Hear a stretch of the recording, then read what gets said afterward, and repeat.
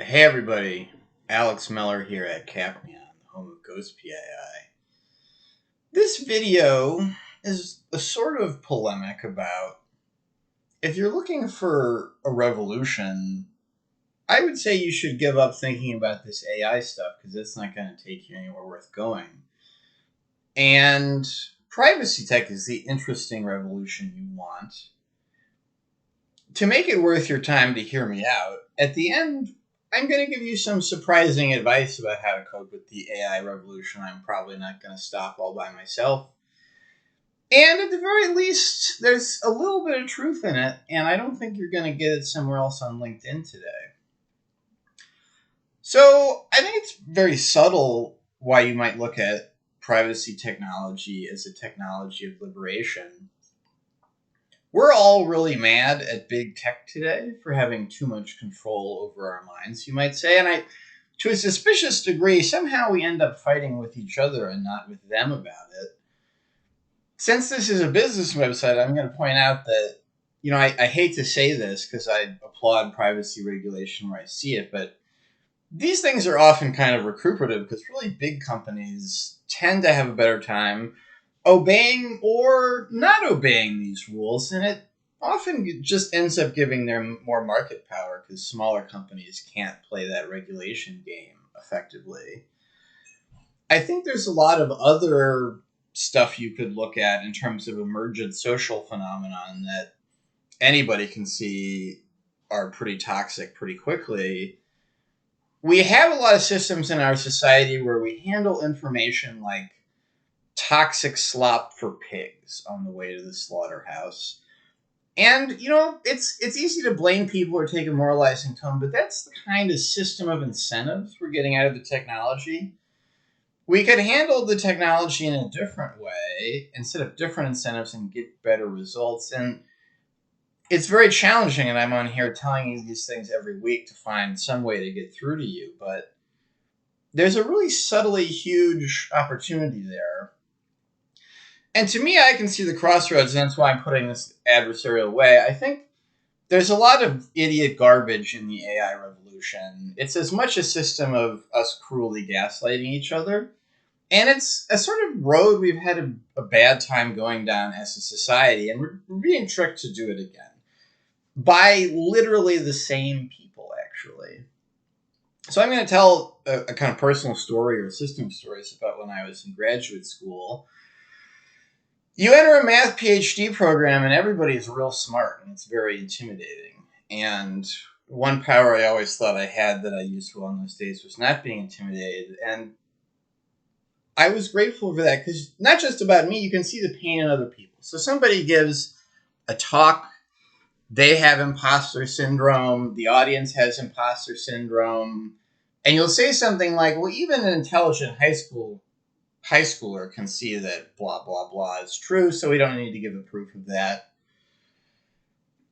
That's not true. And there's somebody in the audience that didn't understand, and you made them feel bad. Below the level of consciousness, people tend to talk how people around them talk. And then saying that thing, it makes you feel smart at somebody else's expense. And so it's kind of like a disease. When you feel the pain and walk around with it, you find a way to give it to somebody else. And that's pretty ugly. And I think there's a lot more moral value in just kind of feeling the pain and seeing it and just taking a step back. Maybe you are dumb. It's fine. You're the dumbest person in a really, really smart room, and you should love yourself for that. So now we're doing the same thing with ChatGPT and AI, where a lot of people are scared. I can smell the fear on the breeze if you can't. We all go on LinkedIn and we say these things like, well, if you don't use AI or da-da-da-da, like, blah, blah, and then, we talk about all these jobs. These things have been going a long time. It's not real. And what we're actually doing is we're making something vapid profound and ignoring profound things. There's really nothing new here. We're just going deeper into the same ugly cycle of garbage information spinning faster and faster. I don't want to dog the technology, it's really cool. But if it was really a person and not a machine, kind of a vapid person, that bothers me. And I think people are still really cool. And our society is made of people, and that's not really going to change. Your job's going to change. You were wrong if you were worried you could get through life without skilling up again anyway. So just accept it. You've just entered reality, and it's fine. You're going to survive. So here's some advice. Very against the grain advice. Here's how you deal with the AI revolution. Number one, read a book every now and then. Number two, make some friends, and not internet friends, not superficial friends, the kind of friend that their spouse gets sick and you mow their lawn for them. So why do I say these two things? So ChatGPT is trying really hard, like it can talk creatively for a long time. And as I've mentioned, I don't buy it. I find it often just repeats my prompts to me. And I think if you're going down this road of you have an infographic of 400 prompts to get value out of something, you're to a significant degree gaslighting yourself. If it's got to be like that, you could just write something yourself. And I don't want to say it's not good for anything. But the point here is that we're getting in this sort of spiral where, like, we're talking to a weird robot all day and it's kind of vapid, and we're, then when you get to the intersection with the job market, if you've never noticed that a lot of jobs had some kind of angle about somebody knowing somebody, you've been doing it wrong, and you could level up a lot. And you call it business networking, but the person actually likes you and you mowed their lawn for them one time when they were in a bad place, it works even better. So, in business, do you get ahead in business being just like everybody else that's established and good at it? No. So people kind of talk like, to cope with AI, you should turn yourself into a robot. I think that's deeply misguided. To cope with AI, you should more deeply embed yourself in the real life human social world. That's going to be how you survive.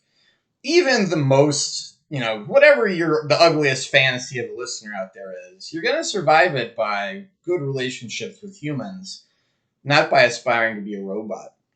All right, now reading a book. Lots of things I've insinuated in these different videos. The spiral of garbage information is getting tighter and tighter. And it really is a scary thing about the sort of world we are imagining together now. In my opinion, how tight and how dumb that cycle of information is going to get. So here are two fun examples. In the news the past few weeks, a couple different people have been revealed to be hideous criminals and ended up in jail, and they both had these track records of telling people you shouldn't read a book. It takes too long, and everything worth knowing goes into 4 bullet points. And this just isn't true. So Sam Bankman-Fried and Andrew Tate, you can judge them morally somewhere else. I'm not going to do it here. They screwed up being dumb. And it's easy for me to see, when I compare their actions to their hatred of books, these are people that just couldn't think enough chess moves ahead. They couldn't think deeply enough. And they had a great run thinking in a shallow way very fast. But I don't know if it's worth it if you end up in prison. You got to practice thinking the kind of long thoughts the internet increasingly encourages you not to think. Because once again, you don't compete with a robot by being a robot, especially a robot that's designed to give you back 4 paragraphs, sometimes not containing a whole lot more information than you put in.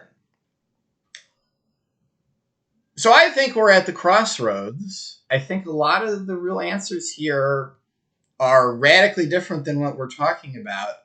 And we've come upon a viral system of bullying each other into accepting ideas I think are toxic and ridiculous. If I said a word in this video that resonated with you, just think about it.